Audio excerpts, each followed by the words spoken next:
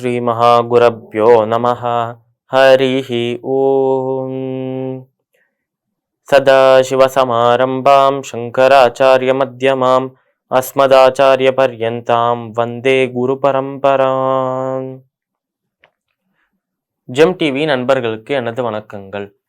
இன்றைய நாள் அனைவருக்கும் இனிய நாளாக அமைய எல்லாம் வல்ல இறைவனை வேண்டி இன்றைய மதமும் நம்மதமே நிகழ்ச்சிக்கு செல்வோம். இன்னைக்கு நம்ம துர்க்கை நம்மளோட அம்மன் மேல இருக்கிற ஸ்லோகத்தை அர்த்தத்தோட பார்த்துட்டு நேற்றைய தினத்தின் நீதி கதையின் தொடர்ச்சியை காணலாம். பாலாம்பிகை ச வைத்தியை ச பவரோக ஹரேதி ச ஜபே நாமம் த்ரயம் நித்யம் மகாரோக நிவாரணம். இந்த ஸ்லோகத்திற்குண்டான விளக்கம் இது நான் ஏற்கனவே சொன்ன மாதிரி துர்க்கை அம்மன் மேல இருக்கிற ஒரு ஸ்லோகம் தான். இதுல என்ன சொல்றா அப்படின்னா, பாலாம்பிகைச்ச வைத்தியச்ச பவரோக ஹரேதிச்ச. பாலாம்பிகைச்ச வைத்தியச்ச, அதாவது பாலாம்பிகை அப்படின்னு பெயருடைய நாமமுடைய அம்மன் நீ தான் உண்மையிலே நான் நம்பிக்கை வச்சிருக்கேன். பவரோக ஹரேதிச்ச, என்னோட பயத்தையும் ரோகத்தையும் வியாதியையும் விளக்க வேண்டும் அப்படின்னு சொல்றோம். நம்ம அம்மனை பார்த்து நம்ம வேண்டிக்கிறோம். அதனால நம்மளோட பயத்தையும் நம்மளோட ரோகத்தையும், அதாவது நம்ம வியாதிகளையும் விளக்கறதுக்காக நம்ம அம்மன் கிட்ட செய்யற ஒரு பிரார்த்தனை ஸ்லோகம் தான் இது. பாலாம்பிகேச்ச வைத்தியச்ச பவரோக ஹரேதிச்ச ஜவேர் நாமம் த்ரயம் நித்யம் மகாரோக நிவாரணம். அதாவது அப்பேற்பட்ட அம்மனோட அந்த நாமத்தை, அந்த பெயரை தினம் தினம் உச்சரித்துக்கிட்டே இருந்தோம்னா, தினம் தினம் அதை பாராயணம் பண்ணிட்டே இருந்தோம்னா, அந்த நாமத்தை அந்த பெயரை தவிர வேற எதுவுமே நினைக்காமலே இருந்தோம்னா எந்த ஒரு ரோகமும் எந்த ஒரு வியாதியும் நம்மளை நெருங்கவே முடியாதாம். அவ்வளோ சக்தி வாய்ந்த அந்த அம்மனுக்கு, அந்த தாயாருக்கு நமஸ்காரம் அப்படின்னு சொல்றோம் இந்த ஸ்லோகத்துல. இந்த ஸ்லோகத்திற்கு உண்டான விளக்கம் இதுதான். இப்ப நம்ம நேற்றைய தினத்தின் நீதிகதையின் தொடர்ச்சியை காணலாம். ஏற்கனவே நம்ம தியாகராஜரோட கதையை பார்த்தோம். அடுத்தது துக்காராமுக்கு கொடுக்கப்பட்ட அந்த சவால், அந்த ஒரு பரீட்சை என்ன, சோதனை என்ன அப்படின்னு பார்க்கலாம்னு சொல்லியிருந்தேன். இப்போ துக்காராம் வாழ்ந்த காலம் சிவாஜி, சத்ரபதி சிவாஜி நம்ம எல்லாருக்குமே தெரியும்.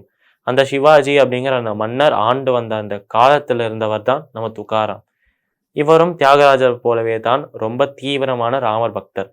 அதனால இவர் என்ன பண்ணுவார்னா, இவரும் தியாகராஜரை போலவே எப்பயுமே ராம நாமத்தை ஜபிச்சிருந்து, எப்பயுமே ராமனை பத்தியே நினைச்சிட்டு, எப்பயுமே பாட்டு பாடிக்கிட்டு கீர்த்தனம் பண்ணிக்கிட்டு இந்த மாதிரி தான் இருப்பாராம் நம்மளோட துக்காராம்.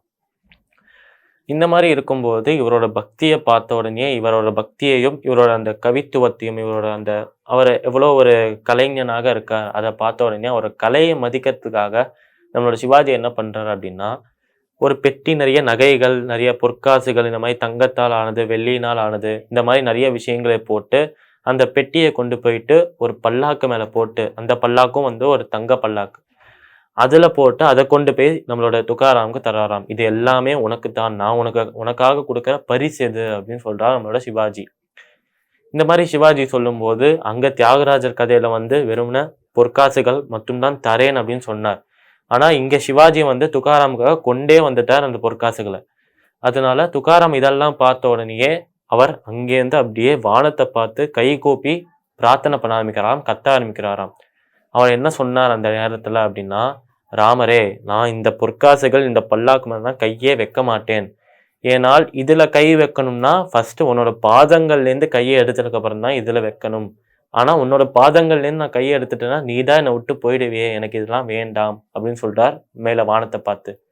அதனால துக்காராம் எவ்வளோ ஒரு பக்தி வாய்ந்தவராக இருந்தார் அப்படின்னா, எப்பயுமே ராமரை தவிர வேற எந்த ஒரு விஷயத்துக்கும் எந்த ஒரு விஷயம் மேலேயும் ஒரு பற்று, ஒரு அன்பு இல்லாம இருந்தாராம் நம்மளோட துக்காராம்.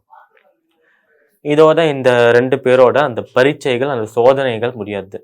இந்த ரெண்டுத்துலேருந்தும், இந்த ரெண்டு பரீட்சைகள், ரெண்டு சோதனைகள்லேருந்தும் நம்ம கத்துக்க வேண்டிய ஒரு விஷயம், கத்துக்க வேண்டிய ஒரு தத்துவம் என்ன அப்படின்னா, அந்த பரபிரம்மம், அந்த ஒரு கடவுள் மட்டுமே நிலையானவர். நம்மளுக்கு யாரு வேணா பிடிச்சிருக்கலாம், எந்த கடவுளை வேணா பிடிச்சிருக்கலாம். ஆனால் பிடிச்ச கடவுளை பிடிச்சுக்கிட்டு இருக்கணுமே தவிர விட்டுறக்கூடாது எப்பயுமே. ஏன்னா நம்ம விட்டோம்னா திருப்பி அவர் கைக்கு கிடைப்பாரா அப்படின்னே தெரியாது. அதனால எப்பயுமே கடவுள் மேல மட்டுமே வச்சிருக்கணும், நம்பிக்கை வச்சிருக்கணும், பக்தி, அன்பு வச்சிருக்கணும். இந்த உலக விஷயங்கள் மேலாம் பற்றுகளை கம்மியாக்கிட்டே வரணும். இந்த ஸ்லோகத்திற்கு உண்டான விளக்கம், இந்த நீதி கதையின் நீதி இதுதான். மீண்டும் நாளை சந்திப்போம். நன்றி, வணக்கம்.